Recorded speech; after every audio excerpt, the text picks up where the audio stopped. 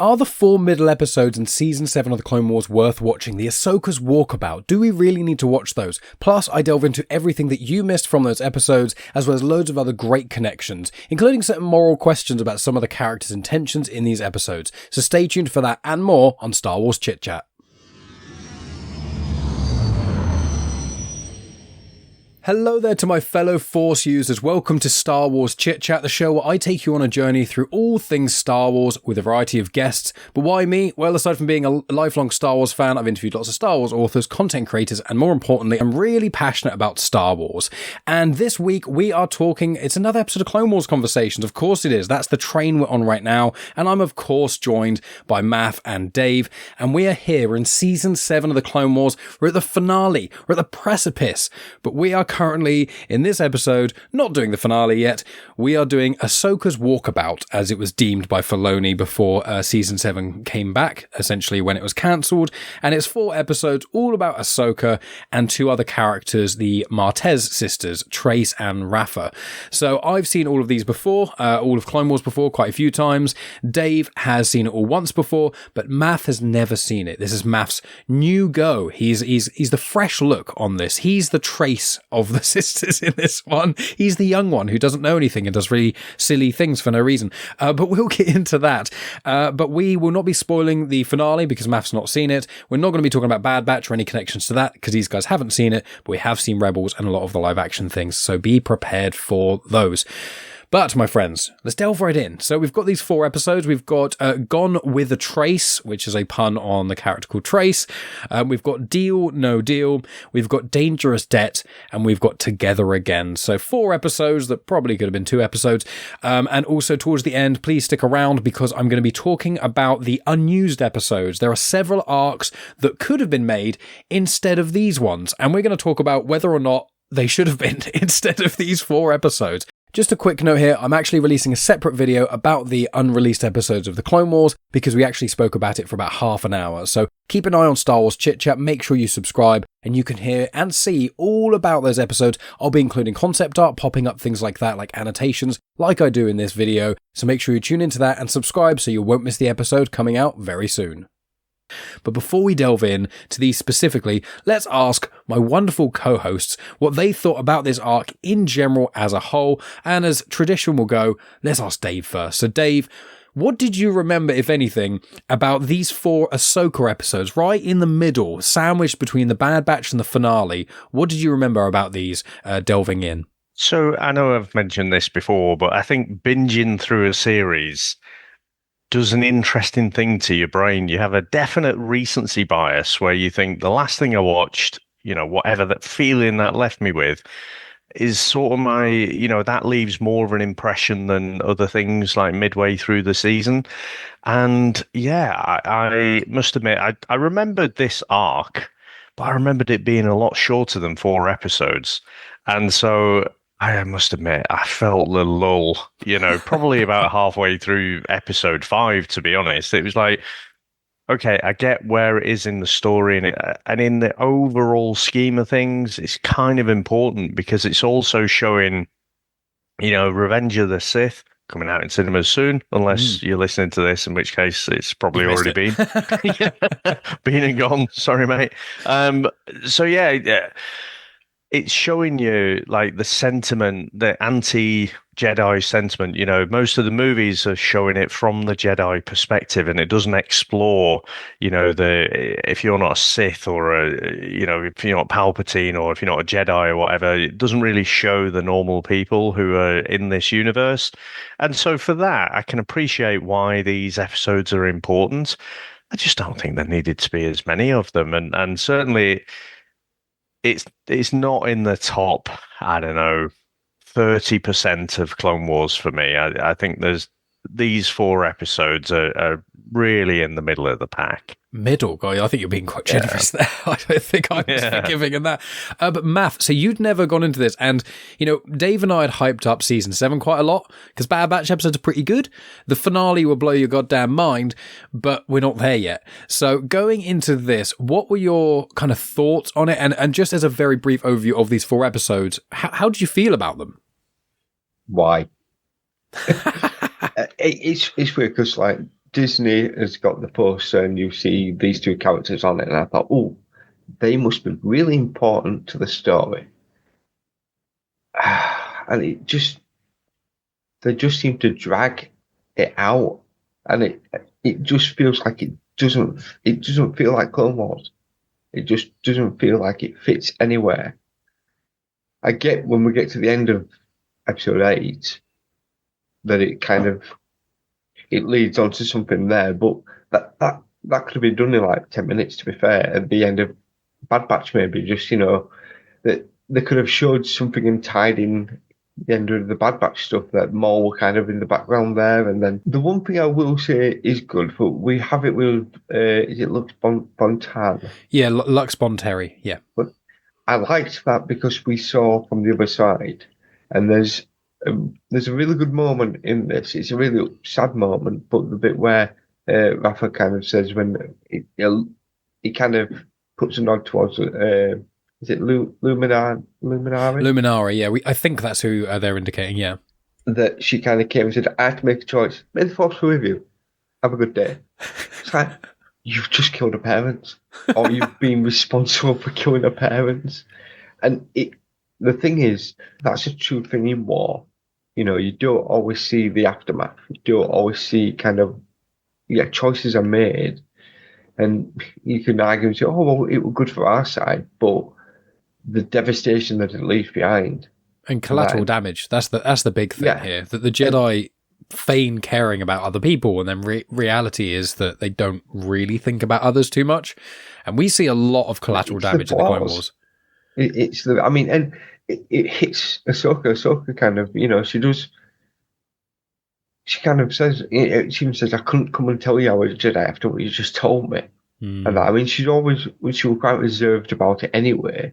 And that because she don't want to kind of, even though she's quite a famous one of the, I wouldn't say she's famous at all.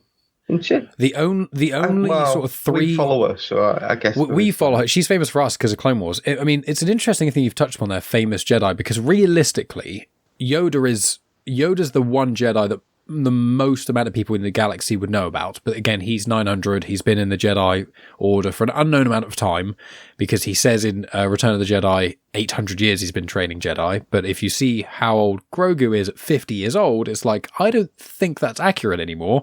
But how are they going to tweak that? I don't know.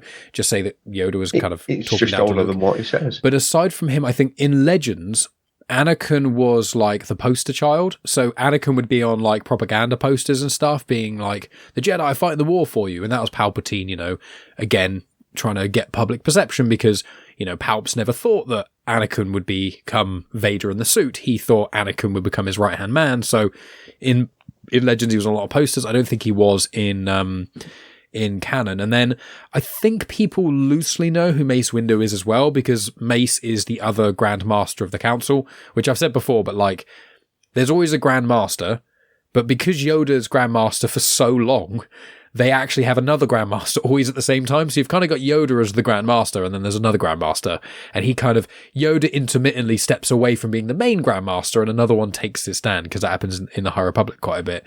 But yeah, I would say no one knows. You have to think, in the Clone Wars, Ahsoka is actually a Padawan. No one would know a Padawan in any form at all. So it really depends on who's public facing, and the Jedi aren't really that much. I'd probably say just the Jedi Masters on the Jedi Council and Anakin are probably the only ones anyone would vaguely know about, that they've not had some sort of direct interaction with. But it's an interesting idea, but no, I wouldn't say Ahsoka's well known at all. But with you saying that Anakin's kind of famous in Legends, in canon, I don't think it's ever mentioned. I don't think. So I was just thinking, would you not associate his Padawan, who's normally at the side of him? Well, in Legends, he doesn't have a Padawan. Well, he kind of does. It's when Legends, not Ahsoka.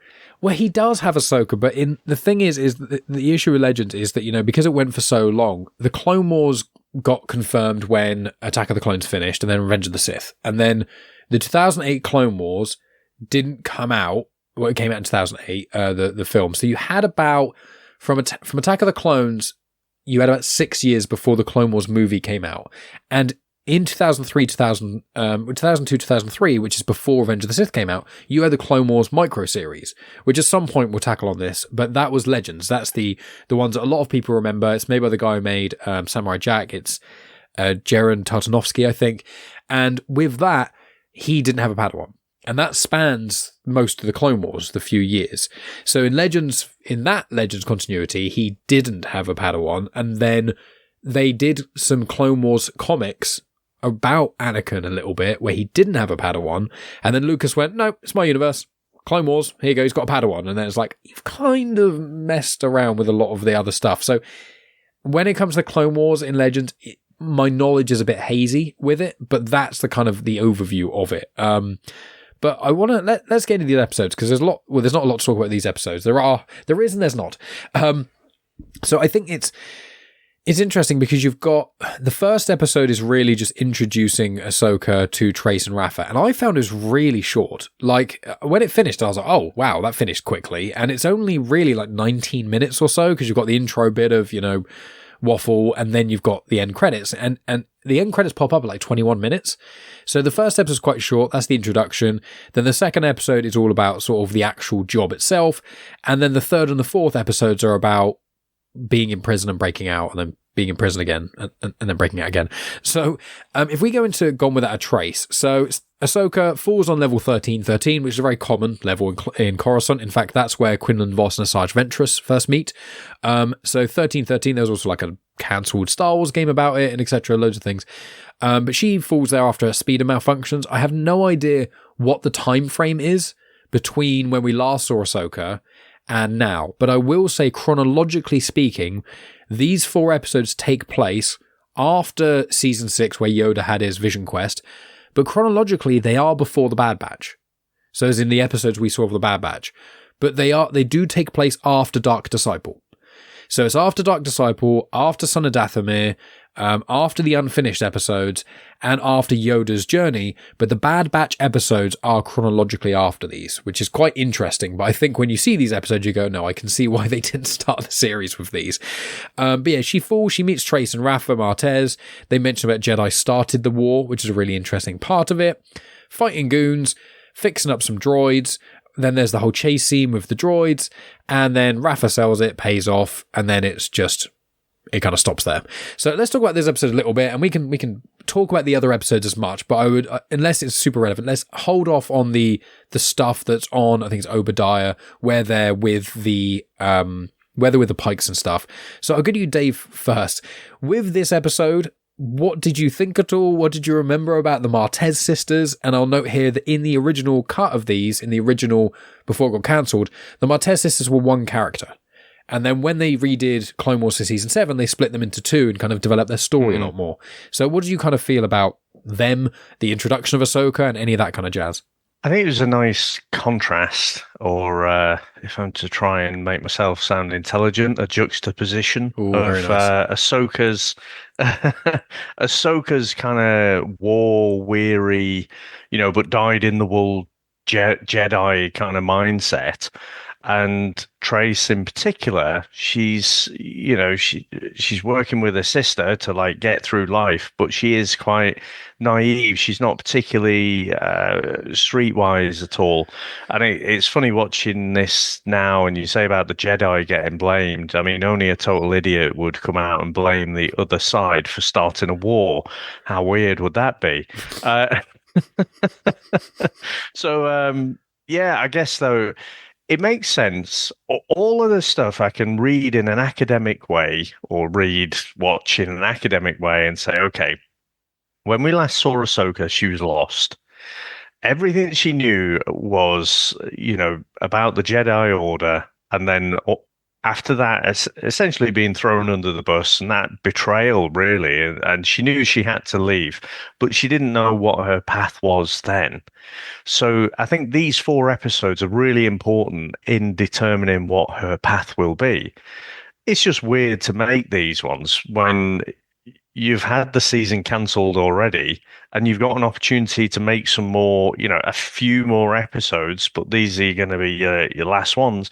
I guess this is shooting for the fences. This is whoever's at the steering wheel here loves the Ahsoka character and wants to make sure that we are left in no doubt where her journey, lies.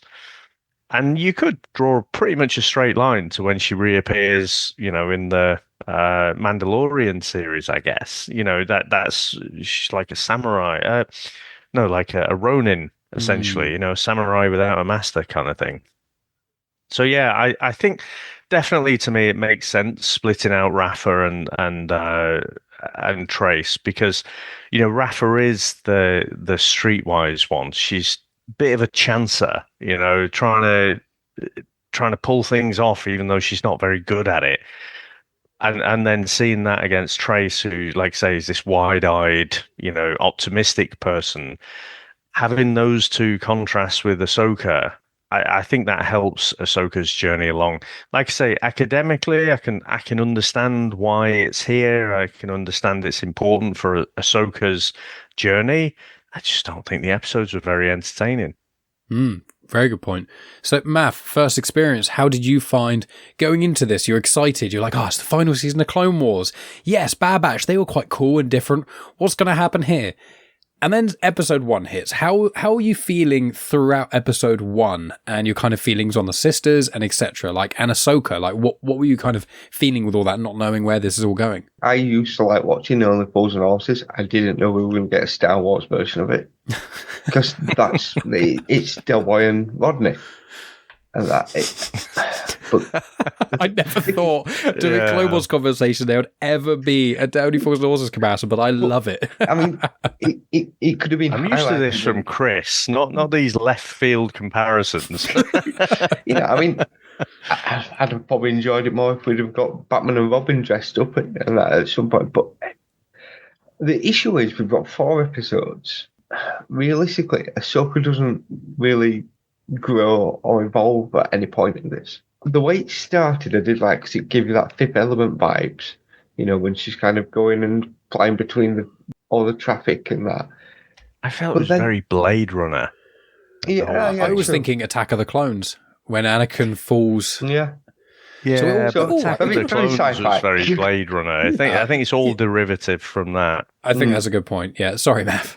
So, but and then they mentioned 1313, and I'm thinking, that's spouting us, and we're going to see these kind of things. But then it feels like it keeps showing you a little bit of as I say, 1313. I know that's where the bounty hunters are.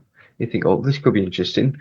Is this going to kind of tie in with what we saw when Maul kind of taking over all the cartels? And yeah, we do get the Pykes, but it's like it teases you and then doesn't do anything really with it. And you just feel that it's like there's a bit of a build up and then it's a damp squid. At some point, we're going to kind of go through the entire Clone Wars series of saying what our favourites is. Some of the worst ones. Now, some of the worst ones will always be some of the droid ones for me, but this is in there, unfortunately, because I don't mind Trace, but she's very kind of two-dimensional. You kind of know what, and her sister is as well. I could see why them being together would probably be a bit more rounded, but at the same point, they go against each other because you've got the Chancellor and you've got the one who's just, like Dave says, who's very naive. You struggle to kind of have that in one character, but at the same point, that I don't know, they're just. It's not. I don't feel fulfilled watching these. I don't, I kind of watched the first 2 and all like, right, there's 2 more to go, and then it's unfortunate that we've got to the end season, and it's like, I'm not as excited to go now. There's been a big build up for the next part that we are going to watch, and you've kind of said lots of times. So I am still excited, and season 7 always seems to get a lot of kind of, thumbs up. It's the best and what have you. But this must just have been kind of swept under the carpet. People must forget about it because it just there's a couple of bits here and there that gets mentioned, but all in all, it just feels like it was a waste of time. And maybe split it into 2 episodes at a push. I agree. It's frustrating because watching it again, because Megan watched some of these, she's off in France at the moment, but I said, if you want to watch some of these episodes, you can. And she was like, yeah, I kind of remember these. And then she watched the first one with me. She was like, that was quite shit. And I was like, it was. She was like, I remember now. She was like, do you mind if I don't watch the rest of them? And she's genuinely, apart from like the odd episode where scheduling hasn't aligned, she has watched, obviously she started the Clone Wars conversation journey with us. She'd obviously seen it all before, but she was like, I just don't care about these episodes at all. And Ahsoka's like a favorite character. And as Dave said, these are such important episodes for Ahsoka. But the problem is, and the thing that I think we're all kind of getting to, and we'll talk about it more at the end, is just that there are 4 episodes here. But the first 2 episodes are really one episode. The third episode is literally a convoluted prison breakout, and then they just end up back in prison, so it makes it completely redundant. So you go, it feels like it's filler, but you didn't need it to be filler, because as I'll get into later, like there's lots of episodes they had partly animated, fully written out, all kinds of ideas. There were only one-off episodes or like 2 episodes together, and we've seen like a one-off episode be phenomenal. There's quite a few episodes we've tackled in Clone Wars conversations where you get one off and you go, this could be amazing. Like, I would have loved a clone-centric episode. I would just love to see an episode about Rex and how he's dealing with Ahsoka being gone and how him and Anakin are dealing with that. I would love to see an episode of that. That could have been a really nice thing. You have the episode where, like, Ahsoka meets Trace and Rafa, but you condense the first 2 episodes into one. Then you have an episode where Rex and Anakin are, like, kind of thinking, what's Ahsoka doing? Which could have linked with when we saw Anakin very briefly in the second episode of this arc, where he kind of stops Admiral Yularen from, halting the ship that Trace is flying. And then the last episode could, again, be sort of a combination of the Dangerous Debt and Together Again, those kind of 2. So I'm like, you could have easily made a really good 3-episode arc here that actually would have been really balanced. But it is that thing where the first episode ends, you go, oh, different vibe. Okay, well, we'll see where this goes. And then the second episode, you go, this is actually worse. This is and you're like, and then the third episode comes, you go, this is okay. And as you say, Math, it feels like a car that's stalling.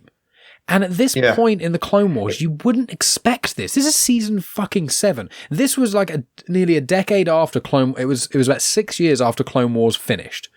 And we had all the Rebels came out, and the fans are the reason they brought it back. And Filoni spoke about lots of his ideas. We saw the unfinished episodes of the Clone Wars, the Crystal Crisis, which we all said was actually all right. And it added a lot to Anakin's character.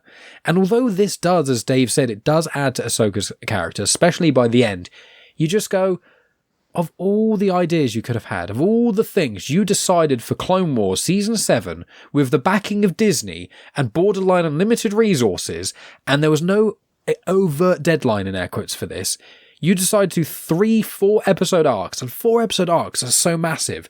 And if we think about all the 4-episode arcs that we've had across the Clone Wars, they've all basically been the top tier episodes, apart from the Droids one, and then I think the Droids one might even be better. I don't know. Sorry, Matt. The droid. I would sooner. Sorry to cut across. No, please. Matt. I would watch Gascoigne before this. Would you watch? Would you rewatch the movie with Stinky before watching these? Oh, now you've got me there. I thought you were going to say episodes with Jar Jar Binks. I would watch episodes with Jar Jar Binks before this. There's no rewatchability here. And when I rewatched this, I was like, I remember not liking it that much. And then I watched them and I was like, this is actually probably worse on the rewatch. It feels like there's that bit where Anakin kind of senses Ahsoka, or possibly it doesn't really allude to it. It kind of leaves it a bit. I kind of thought, they're going to build us. Is Anakin kind of thinking, oh yeah, Ahsoka's out there, but I'm not going to do anything about it. And that, it's a disappointing thing. A lot of false starts. My question is, Dave, you say that this is important. Why is this important? Because there isn't a lot of growth to her. So, I think at the end, I think she has to see the other side. So where she's grown up in the Jedi Order, that's all she's known. Now she's left the Jedi Order basically because they threw her under the bus, but she doesn't know what the other side is. She just knows she's been thrown under the bus. Now she gets to meet these people who, like you say, they were the collateral damage. the Jedi showed no remorse or whatever, that they've destroyed these people's lives. So Ahsoka is seeing the other side, and so that forces her, or doesn't force her, but guides her down that path of, yeah, I'm definitely not part of the Jedi Order anymore. You know, I see it the other way. However, what I would say is I didn't need 4 episodes for that. Ahsoka could have popped up and she could have been like a bit, bit different. And then someone could have asked her, what's up? Like, why have you got this attitude now? And she could have gone into a bit of a monologue about how she met these two people. And then, she could have been telling the story about how, their parents were killed and the Jedi just walked away and what have you. That would have done the same thing. And that could have been like a few minutes in an episode. Lux is so alive, isn't it? Oh, yeah, I was going to literally say, Matt, don't we all think if this episode, instead of these 4 episodes of Trace and Rafa, instead of them, if she'd have gone off the rails and thought, I need to find someone who's neutral, and contacted Lux Bonteri, gone with him undercover or something, pretending she wasn't a Jedi, and then met a person, like the Mon Mothma scenes in Andor, where there's like conversations happening, something like that with Lux Bonteri, no one knows who she is, and hearing lots of different people's thoughts on the Jedi at a high level. Someone blames the Jedi for the war. Someone says the Jedi are the cause of this person dying. The trauma and opinions that Trace and Rafa had, if you spread that across numerous, almost anonymous air quotes faces, while Ahsoka was on another mission with a neutral party like Lux, it could have evolved so much more. That would work really well because Lux was part of the Death Watch thing as well. Exactly. So then you're bringing in Death Watch at the end of this. So exactly. Then it would tie to I don't know. It feels like someone had a good idea, but not really. I get the fact the group of trying to show Ahsoka from a different side and seeing the different side of what the Jedi's been, but he could have used better characters. Yeah, and it's weird because what's strange is that these 4 episodes, although part of it was made, somewhat animated before the cancellation, they created these entirely new characters and had to change basically everything about Ahsoka to fit the dialogue with these 2 characters instead of with 1. So it's not like they just had one character doing everything and they just pasted a new skin over and changed a few dialogue. They had to split characters and change a lot about them. And you just think, you spent all this time creating completely new characters. Like, they don't look like any other characters we've seen before. So you made these completely new characters in an area we've not really been to. And aside from the Pykes coming up, everything is quite new. So they must have, I think that the other 2 episodes were quite a lot of effort, I imagine. But with this, you just go, you spent so much effort doing this. And if you just updated the character model of Lux Bonteri and you made him as like a one-off episode, you could have got it so much more. And it's just, these episodes are amidst the lowest rated episodes on IMDb of Clone Wars. Now, there is a bias because, as we get further into the Disney canon, people are harsher on Disney. Acolyte, I think on IMDb's got like 3.6 or 4. And I'm like, it is not that bad. Okay. We're going to rewatch that at some point. I'm going to make you guys do it. And then we'll see if it's as bad as people think, but it's not 4 out of 10. Okay. And it's like, nowadays people are so much harsher on it. And so I think that is a part. But genuinely, when we get to it and we rate our worst episodes of Clone Wars, this, unfortunately, I think is going to be amidst them, because although it's not Droids level, like, bad. Like, in Droids, I think the first 2 episodes of that Droids arc in the Sunny Day in the Void are genuinely, there's points you go, can this just end? This is awful. This is just boring and apathetic, which I actually find is in some ways more offensive, because I'm like, I'd rather it tried something weird and different and it failed than it just kind of it meanders. But them droid episodes, they're not very good. But no. Even Gascon's not too bad. He's a little bit of comic relief to it to a certain degree. And you kind of think, okay, right, let's create this. But there's a character there that I can kind of... Now you've got Ahsoka here, but it just, I suppose I'm a bit angry the fact I've watched them, because I just feel it. Let the hate flow through you. I feel it's tainted it. I feel quite annoyed the fact that we've watched these and so excited to go into season 7 with them being so hyped up, I'm watching this Dross, and I didn't. It wasn't until we kind of got into talk I realised that I'm actually quite frustrated the fact that, you know, I do feel the hate is coming through. You know, at some point I'm going to get a black robe and put my hood up in a minute. And also, you're almost the apologist. I'm the Star Wars apologist when it comes to how do they survive the stab wound. I'm like the plot hole lore apologist. But I find you in general, Math, in this, and especially on Back to Filmography, you are almost always the person who's like, well, actually, to be fair, this is actually not too bad. And I find it so funny. You are probably the most angry out of the three of us. I'm like, this is crap and annoying, but I can deal with it. And you're like, I can't believe I've had this hype of a 1.5 year long journey of Clone Wars, and we're literally just before the big finale, and it's arguably 4 of the worst episodes. Like, these are like almost season 1 or 2 quality. If it ended here, I may not watch Star Wars again because I would be annoyed.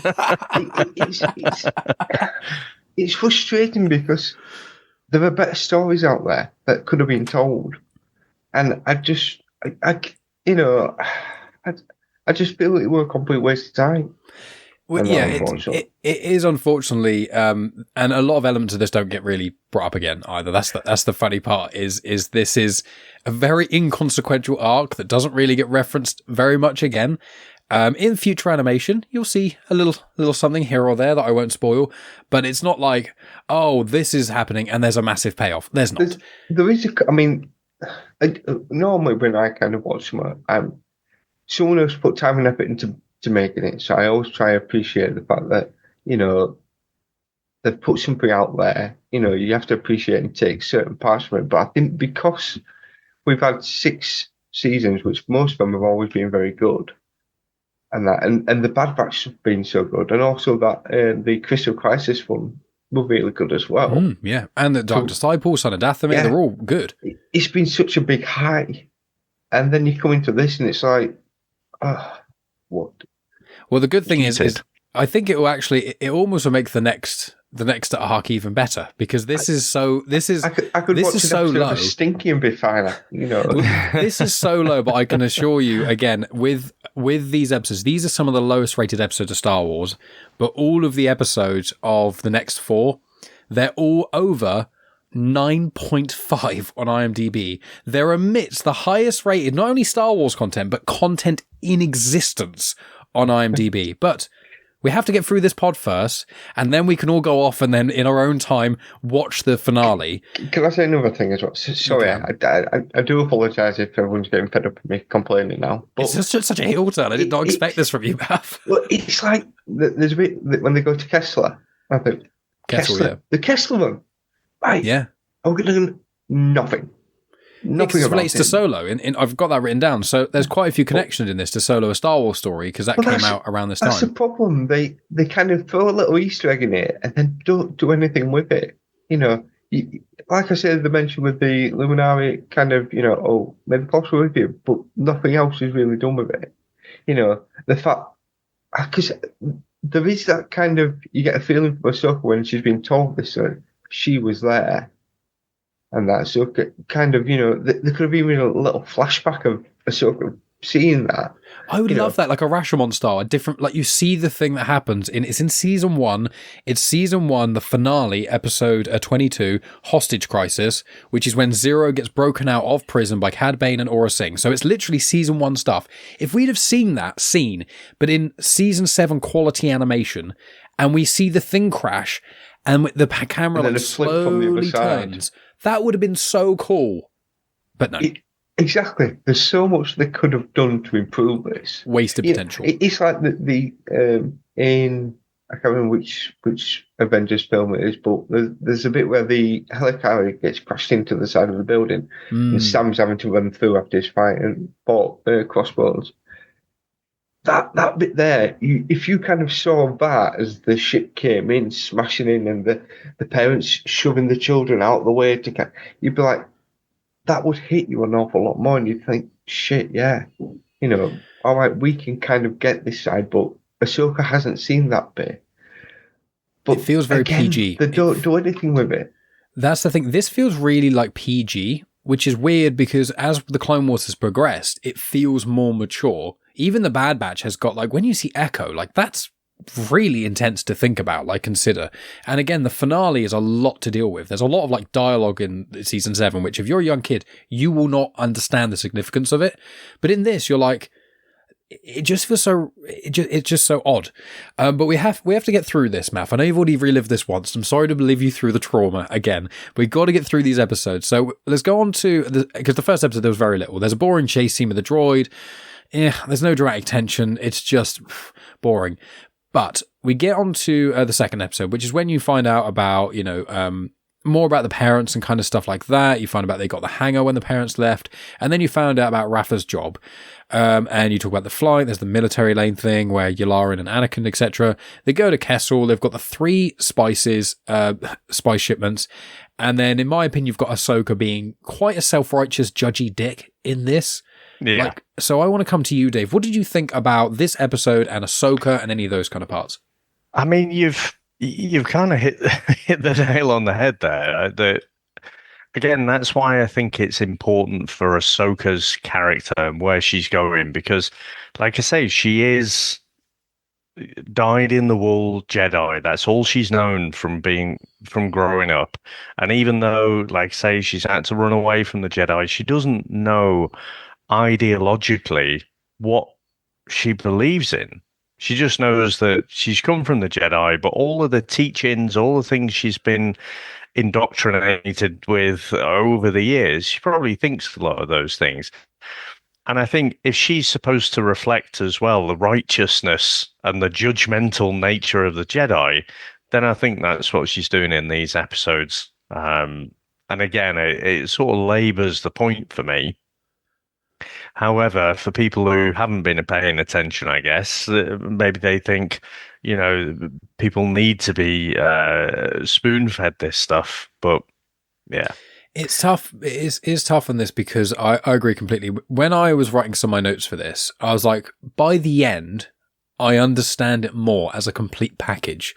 Because Ahsoka, there are points I was like, Ahsoka's coming across really unlikable. And I think there is that thing that we've spoken about quite a lot. And because we've been really delving deep in the Clone Wars, which again, most people don't watch an arc of the Clone Wars, pause for a week or two or more, then watch another. They generally either binged it or they watched week by week or whatever. So we're watching it in a very focused way, which I think is why we're coming to a lot of these conclusions and we're really getting good insight into these characters. But one of the things I never really think about, which is quite apparent in this, is that the Jedi, it's very easy for them to be moral because they have no money.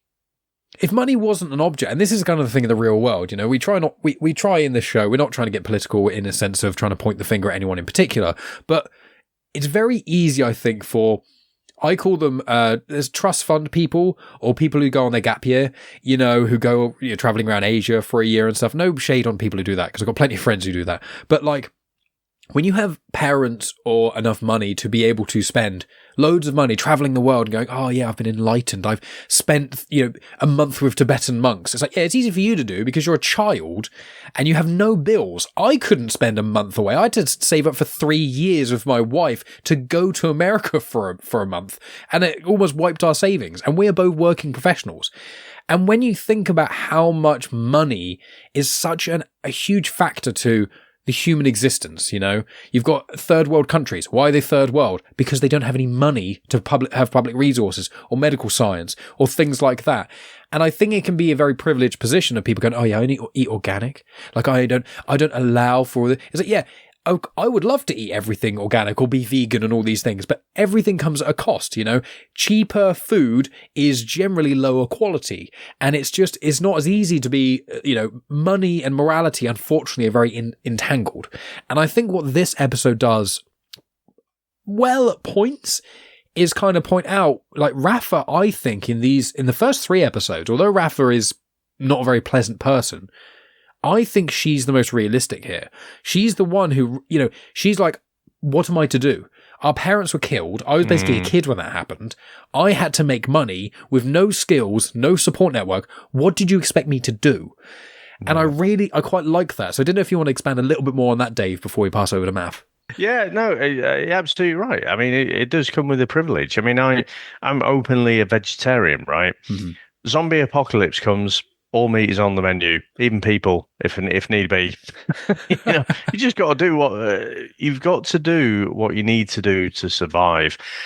And to be a bit abstract, my mind was wandering when you were talking there. I took my daughter, I think it was last summer, to like the British Museum in London, and then we went to, it was nearby to Chelsea, and we went to find a little noodle bar and just grab some food and whatever.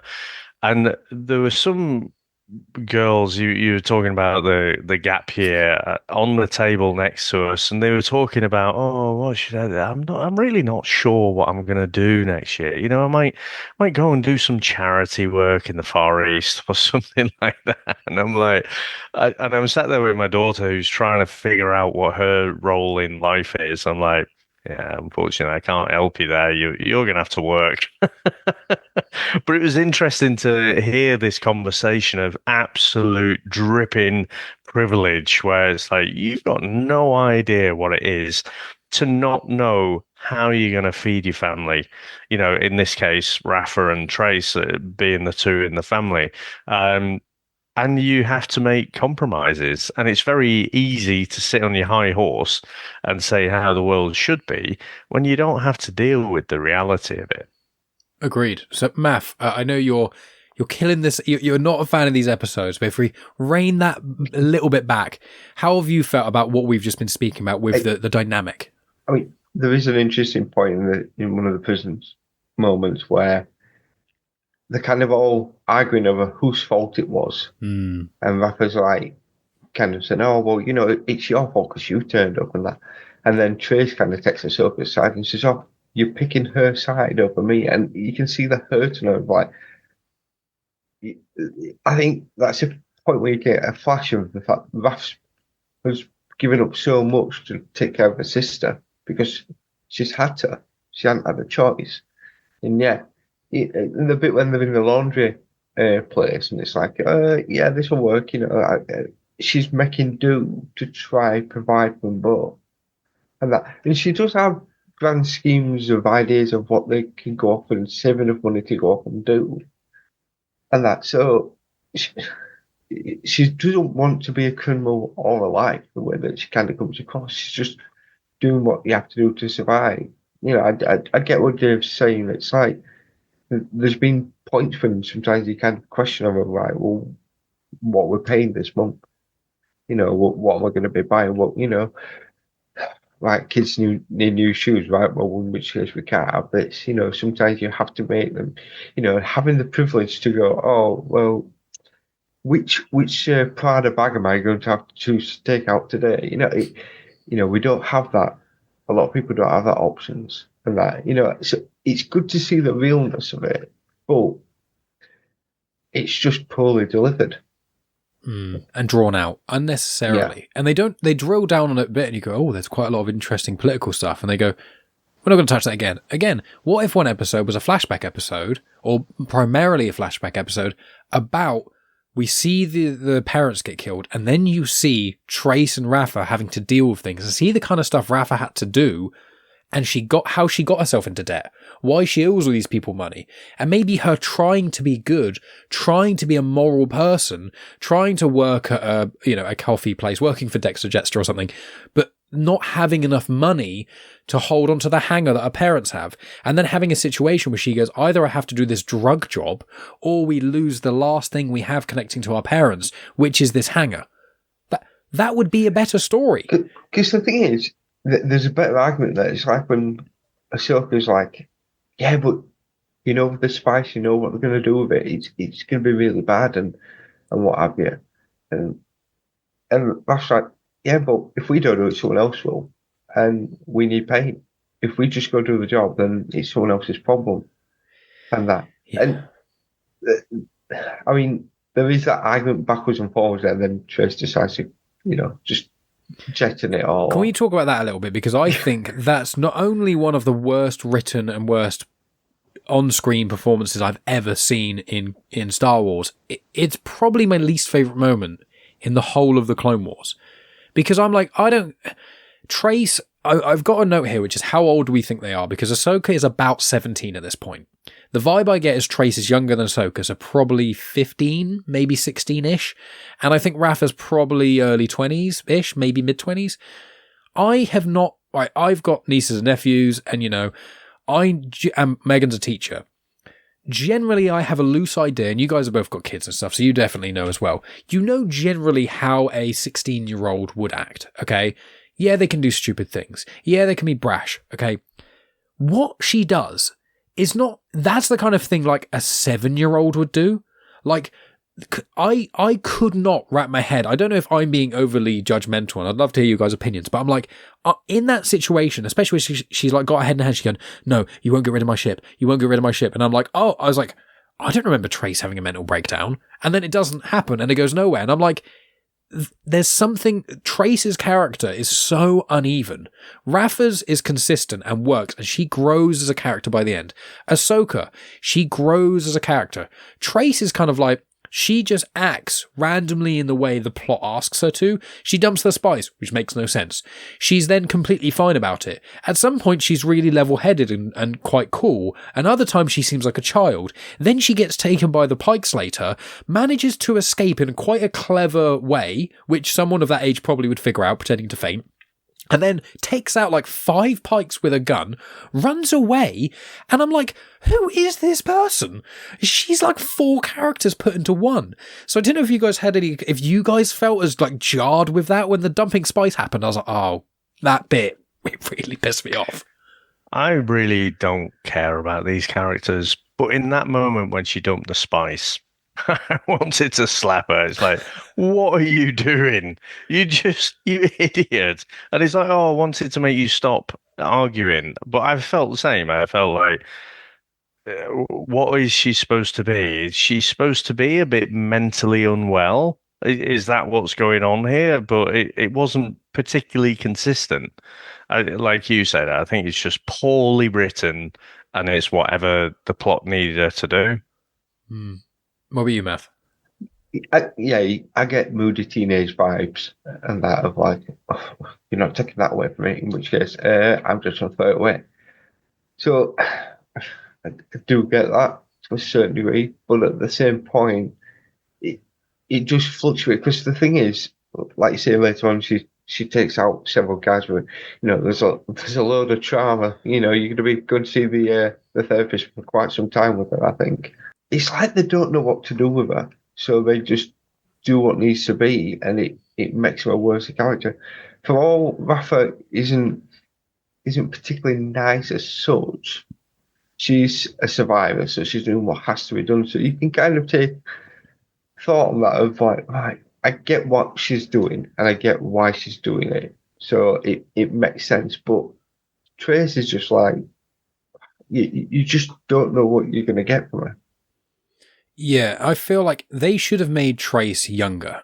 I think if they'd have made her like a child, like a 12-year-old, I think a lot of her dialogue at the start would have made sense. Rafa being so protective would have made sense. Her being so idealistic. You could still have a kid of that age kind of flying, as long as someone was her co-pilot. Like that happens, that works. Like, I won't spoil it, but in the Bad Batch, there is a character that's introduced that is, I think, like a 12 or 13-year-old child. And this character, as the series progresses, grows, much like Ahsoka, but the character in Bad Batch is a bit younger than Ahsoka is at the start of the Clone Wars. But you see how Ahsoka is at the start of the Clone Wars. She's brash. She doesn't think about things before she does them. She argues a lot and doesn't really see the bigger picture. That can be fine. That can work, especially for a younger character. But it just seems weird that Trace doesn't seem to be that much younger than Ahsoka. And if they had a conversation where if Trace just said to Ahsoka, you're not that much older than me, you're only a few years older than me or something, you'd kind of go, okay. But the character models, if you see in any video watchers will be able to see math right now, if you see in the background of Trace and Rafa, you can see Rafa looks a bit older, but Trace looks like a woman. She looks like a grown-up woman, in a sense. If you said how old's that character, I'd probably say early 20s, but she's clearly not. I think the reason they do this is because there is that moment where they get tortured. That's and because they get tortured by the Pykes and they get electrocuted and the rest of it, you can't... It's a very fine line of taking a child in there. I know, you couldn't kill a child in Star Wars on screen, could you? That would never happen. Oh, wait, in Revenge of the Sith, they literally do that. Sorry. Okay, Master Skywalker. What are we going to do? And also, I will say, in Bad Batch, the character in question does get tortured at points. It's just... I'm sorry. The thing is, I think they kind of thought, well, we don't want to see... We don't want to make her too... Because, one, if she's too young and her sister's off doing other bits and bobs, she's left on her own all the time. Then she's doing these jobs where she's fixing droids and she's just made the Silver Angel and what have you. You get to a certain point where, well, hang on, she can't be that young. But especially the fact that the way she's grown up, you wouldn't expect her to be, she'd be more streetwise, surely. If she's dealing with people. Exactly. She would be more streetwise. And she's just not. Unless her parents were killed about 2 years ago. Timeline-wise, it's about minimum, it's like a year and a half. Maximum, it's 2.5 years. But it's about 2 years ago. So you think that's... I'm not saying parents die 2 years ago, you're fine, because parents dying leaves lots of trauma, you know. I've been there. But it's at that age you would grow, as you say, especially if Raph has been doing this for 2 years. Unless maybe then she was that privileged child. Maybe her parents were... The hangar that they're in, is that one the parents own? They seemingly owned the hangar. I don't really know what their business was, but I guess it's quite low down. 1313 is not a wealthy place. Can't have a lot of money, really. It was like having a garage on like maybe a council estate. It's like, you might be wealthier than the people around you, but you're not wealthy by any stretch. So it's not like she's been a privileged...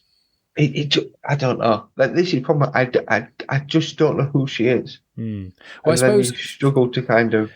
To counter my own point, actually, they did, I suppose, have an apartment in the top part of Coruscant, which saw the skyline, which generally is more wealthy. But again, the problem is we're all assuming because they haven't said that. If they showed us, once again, show don't tell kind of thing, if they showed us the life they had, you know, all it takes is a 5-second shot of the inside of their apartment to show maybe they had like a fancy artifact or some art, or just have Rafa say, or Trace go, yeah, because you sold that art piece that was Mum's. And she goes, yeah, that art piece was worth 10,000 credits. You don't know the value of what we had before. If they had that would add so much character to both of these, you know? You could write a photo of the family in the background or something like that, just so they look, so you get an idea where they came from.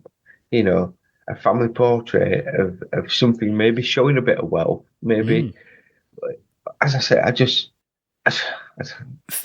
of this is 30% is well thought out, isn't Someone it? should have been fired for this, because I just feel that it's just, you know, I'm probably going to get even more annoyed when you tell me some of the other stories, thinking, why? You will. Yeah. It's frustrating. But let's do a couple of lore dumps, and then we'll get into the last 2 episodes, and then we'll talk about the other stuff, because we've already been talking about this for almost an hour. So a couple of little things here, which are fun little spots of my eye for detail. So my notes are one of them is and the episodes make both the sisters quite unlikable, which is funny, but that's not the lore dump. The lore dump is, so the Pykes, there's 2 main Pykes of speaking roles. One of them is called Fife, and one of them is called Marg Krim. Weirdly enough, well, not weirdly, probably intentionally, they both actually appear in Dark Disciple and Son of Dathomir. Very, very briefly. So in Dark Disciple, I don't think we spoke about it in our recording, but there's the scene where Quinlan Vos and Asajj, they go to Mustafar to rescue the family of a Pyke boss. It's his family. And that happened before this. So Marg Krim is the same person who had his family kidnapped by Black Sun, that hired Asajj Ventress and Quinlan Vos to go and get his son, daughter, and wife, which is quite a fun little connection there. Again, I kind of wish they'd have referenced that in some regard. And then, yeah, Fife is just, he's Marg's right-hand man, so he's just in it a little bit and stuff. So that was a fun thing. I mentioned about Hostage Crisis about 2 years ago, again, season 1, episode 22. And then I think that was actually it. It was mainly just the Pyke names that I found were quite interesting. It's interesting because I've got Marg Krim, and then I put a question mark. Why do I know this name? Why? There we go. You know, you're starting. Yeah. You're getting there. You're getting there, Math. God, by the end of when we've watched all of like Bad Batch, that kind of stuff, you'll be able to take the mantle of because you've got me a couple times. But let's get into the 2 episodes, because these 2 are almost impossible to separate, because Dangerous Debt is just, again, Ahsoka being really quite self-righteous and blaming Rafa. And I'm like, look, Rafa may have taken the job, but it is Trace's fault. Like, I don't give a shit. I don't know what argument you could give me. It is Trace's fault. Rafa, if she'd have done it, yeah, it would have been amoral, but they would have probably been fine. The Pykes were desperate for this. Yeah, you can't really trust gangsters, but they're not going to murder outright in cold blood someone who's transporting their drugs for them when there's no problem. That's generally not what they do. They do it if you try and take too much, or you take too long, or if they're trying to set you up in some way. But moving 3 cases of spice, it's not that massive. It's not millions and millions of spice. It's 30k. So Rafa, I'm actually Team Rafa in these 4 episodes, to be honest. She's trying to look out for her sister, and she's right to not trust Ahsoka to begin with. Why would you in the galaxy? You know, outside the Jedi, everyone sucks in Star Wars. It's quite... you can't trust these people. And things like Andor really show that the people are in it to survive because of the universe around them. The galaxy, rather. We've got, so episode 3, is Dangerous Debt. They basically try and do this escape plan, and then they do, and then, you know, Trace does the fake fainting and stuff, which I did quite like. Lots of explosions and escape. There's quite a gruesome death with a Pyke who is on like the elevator, the lift going up, and they're pulling his arms, and it just, you hear like a crunching noise as it goes up, and he's dead. I remember noting that. I was like, oh, that's quite a lot.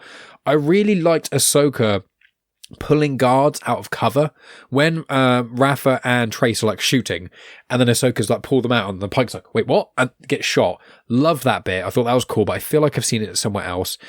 Ahsoka stops the execution of the sisters. That whole bit just takes ages. Bo-Katan vaguely pops up, and then they get captured again. Rafa apologizes to Ahsoka.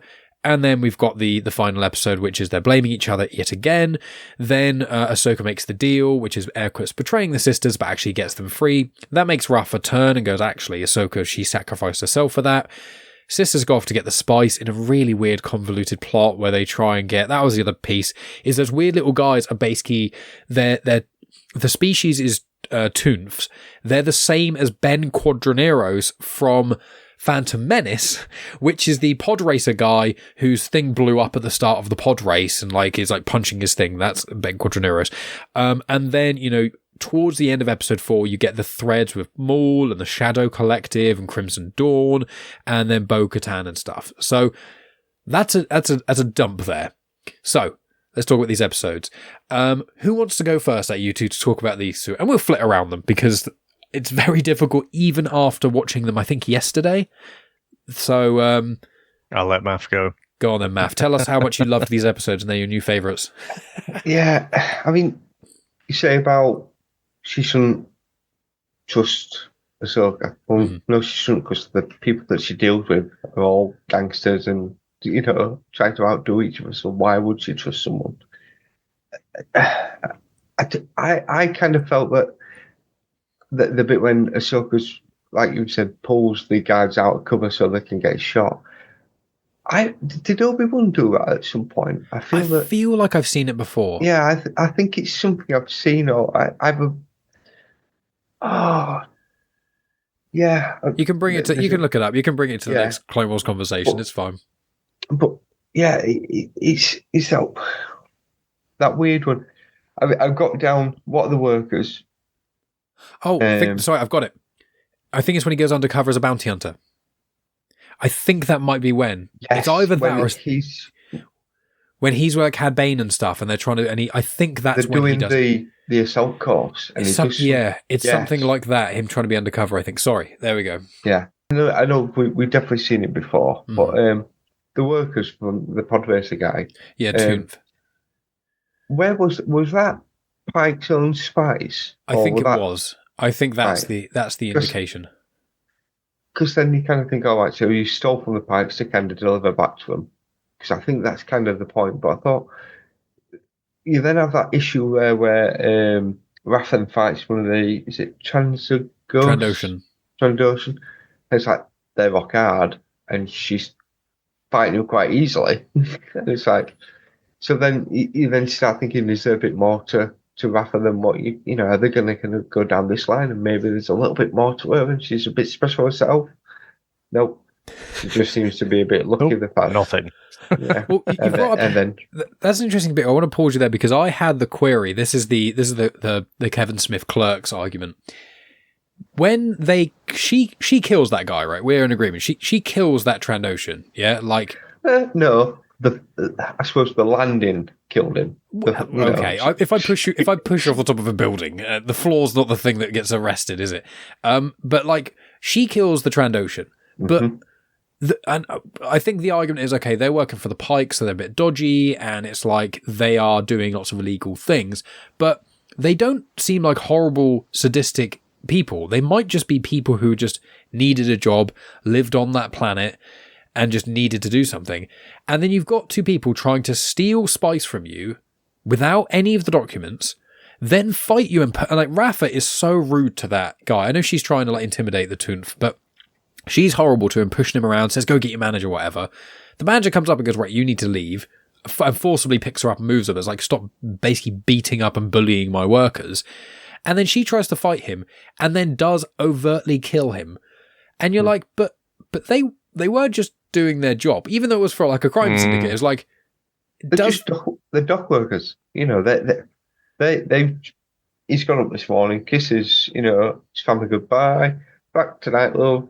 Gonna go work on the docks for a bit, and never comes back home.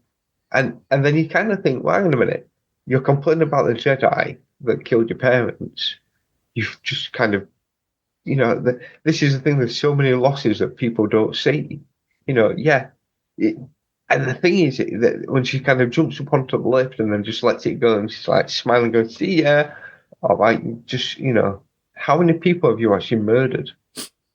And that, because to be fair, for all of them may be a bit bad, I don't think they've intentionally murdered anyone. Although there is a scene when they're shooting and they do shoot some of the Pykes, so the Pykes, maybe they were set to.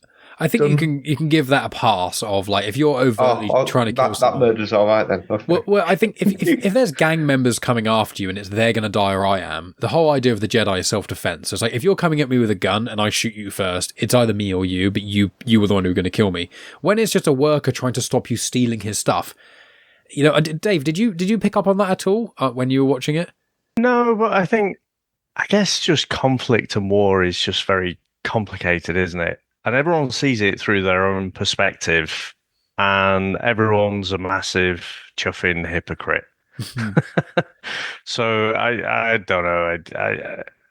I don't know whether it was an intentional thing to show them. Like I say, I don't care about these characters. I don't need to ever see them in the Star Wars universe again. There's nothing intriguing that makes me want to learn more about them or do well, or I just don't care about them.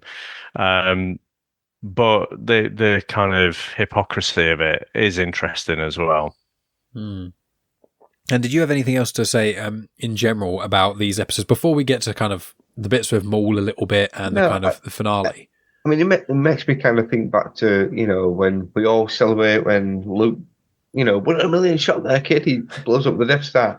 Yeah, and the poor, you know, F all the cleaners there, and all of a sudden, oh dear, and the Death Star blows up. The amount of people that get killed because of certain actions. And the thing is, they do mention this in here, that the Jedi killed the parents, you know, unintentionally, but, you know, that does happen.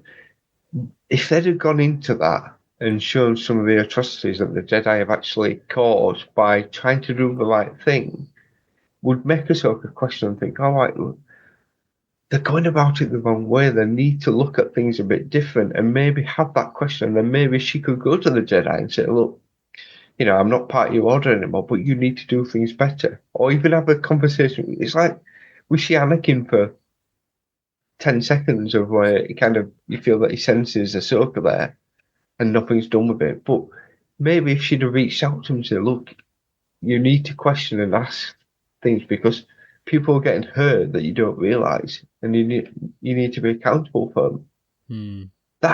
That's a good story. That's something we can kind of come from, not this dross. Yeah, it's pretty annoying of this element. So we'll come towards the end then. So then we've got the last few minutes of the last episode is quite interesting. We've got Marg Krim talks to Maul via Holo, and Crimson Dawn's mentioned, and the Shadow Collective and stuff like that. You've That also then they fly the ship out and escape. The sisters forgive Ahsoka. Ahsoka kind of has that realization that Dave sort of mentioned early on, and then she talks to Bo-Katan, and it's like, what's going to happen there? We'll find out next time. Did you, Dave, have any sort of further comments on either that bit I just mentioned or anything prior that we've not yet touched? No, I guess the kind of bits where it does touch a little bit on the Solo film. I've only seen that, no pun intended, I've only seen that film once. Oh, that's going to be fun to rewatch on this pod then in the future. Yeah, so I feel like, I mean, I didn't enjoy it. I kind of, if you'd have spoken to young me, would I like to see Han Solo, and how he got to the point where we meet him in New Hope? Would I want to see that? The answer is yes, but I didn't really enjoy it massively. But I've heard people say on a rewatch it is better. So I think having all of these different layers where, and I know things are referenced from the Clone Wars and whatever, I feel like I might enjoy it more. So that was my overriding thought. It was almost like the best parts about these episodes is some themes that are really interesting that don't get delved into anymore, and a couple of little nods of references. That's 4 episodes, which totals, if you include the credits, nearly 2 hours. Minus the credits, It's realistically about an hour and a half probably of actual watching footage. And you think, A New Hope is 1 hour 47, I think. So you think you can watch this or A New Hope, and it's like, it's just no competition. Yeah. So, Mav, any sort of final thoughts before we have a little discussion about what could have been? Yeah, there were 4 episodes, and yeah, I'm not going to get that time back, unfortunately. I've never seen Math as angry. That's so weird. I love it. I didn't expect this. Seething with impotent rage. Didn't get this on the droid episode. Didn't get this on the Jar Jar episodes. Didn't even get it on the 3PO episodes. But on the Martez sisters. Angry Andy listens, he's going to be going, "Fuck yeah, Math, you're with me now." I'm going to have to tell him. Yeah, because as I say, I do normally try and look for the good in it, but I'm really struggling that there are little bits here and there, like, but that's what annoys me more. It's like the Kessler. Oh, yeah, the Kessler one. Well, we're going to see what the Kessler one is. We're going to see kind of how maybe they steal the spice. Maybe they try to take a bit more. No, we're going to drop it in there. We're going to show you a bit of the planet, and then we're going to move on, and that's it. And it's like, okay. It just feels that there's so many things that, like I say, they could have done and they just don't do, and it's just frustrating. Yeah. Sorry. No, you don't need to apologise. These are generally considered the biggest letdown in Clone Wars. The most excited I got was at the end, not quite the end of the 4th episode, when we see them. They mention the mystery figure. Who is he? And I thought, well, could it be Palpatine? Well, it has too much on the nose. Who could it be? And then we see a dark figure. As soon as we saw the dark figure and I heard the voice, I went, "Oh, small." And I got really excited. So, thinking that must be what's to come. That's awesome. And then seeing Bo-Katan as well, it's like, yeah, I got really excited there. But the rest of it is just a big letdown. I think to be fair, on IMDb it's 6.1, 6, 7. I think people are being very generous there, because I just don't think they're worth it. It's quite unfortunate because I think the voice actors do well. I think the animation is really good. I think some of the themes are okay, but it's just the execution. Yeah, the writing. The writing. When Trace dumps the spice and then they get locked. When they got locked in that prison and then they get out, I was like, what happens in the last episode then? And they just get captured again. And then he's like, I'm going to execute you all. Okay. Oh, actually, no, I'm not now because I need the spice. It's like, what are you doing? What's happening? If you really want to interrogate them and strike fear into them, you would have murdered one of them, and that would have forced the other ones. So the Pykes were just inconsistent. The Pyke boss, Marg Krim, just seemed like an absolute wet blanket, and you're like, what is this? It's just, yeah, they didn't know what I wanted to do. It feels simultaneously rushed and dragged out. Like, if this was in season 6, we could all go, okay, the season got cancelled, they were rushing through, we get it. But again, this was made with no real time specifics on it. And also you had all the Disney backing and the best Clone Wars animation so far. And you go, why the fuck did you choose this? So this episode, these 4 episode arc, bit of a disappointment.